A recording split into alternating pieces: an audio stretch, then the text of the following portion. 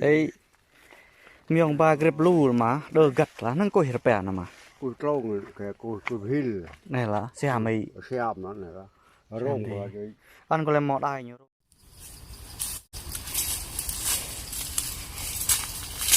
hello chào anh em nhé hôm nay mình đi đi bẫy chuột nha mọi người mời các bạn cùng xem nhé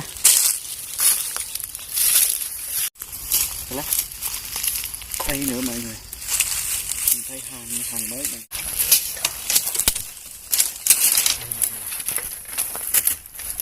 đây hàng mới mọi người ạ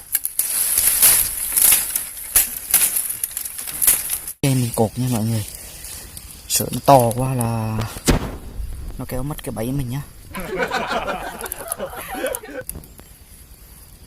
to quá bằng con heo rừng mất bẫy mình luôn á.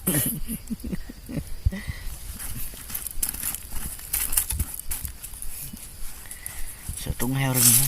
Yeah.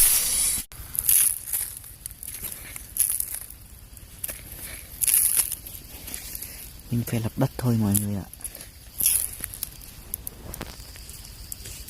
Chuột rừng nó còn đỡ, cũng không khôn mấy đâu, chỉ có con chuột ở nhà nó mới khôn thôi, chuột rừng nó không khôn đâu, nó thấy là nó ăn thôi, không có gì ăn mà mùa này là mùa khô mùa tưới mà không có gì ăn đâu. Mình cho nó ăn khoai lang là ngon rồi, mình gọi chê rồi, có khoai lang nó bưng rồi mọi người ạ.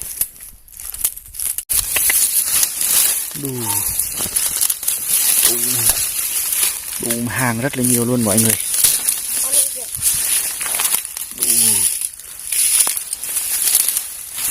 Trời, toàn hàng mới không mọi người ạ.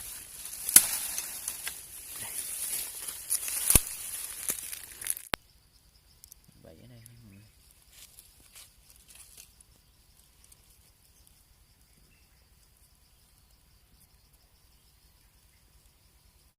Hôi lắm, nó hôi lắm mọi người, chắc mai sẽ trúng con chuột to thôi, hàng nó hôi lắm mọi người ơi.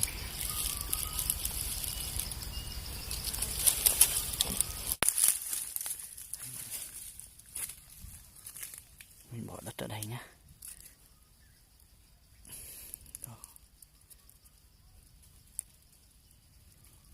Cái chỗ này, này hàng luôn này, bên kia nữa này, ui giời,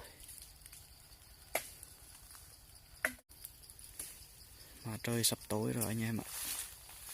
Thôi mình đặt bao nhiêu thôi, đi chỗ này nữa này. Mới đào hàng này, ui sao nhiều thế nhỉ, ui lộ rồi này, hàng này đu đẹp luôn. Này anh em xem này, hàng đẹp luôn ạ, chắc là con chuột to không mọi người ạ. Ui, hàng mới này, đủ hàng mới. Biết là mà Mình về nhá anh em, mai là mình đi thăm đi coi là mình quay tiếp cho anh em xem nhé. Rồi rồi.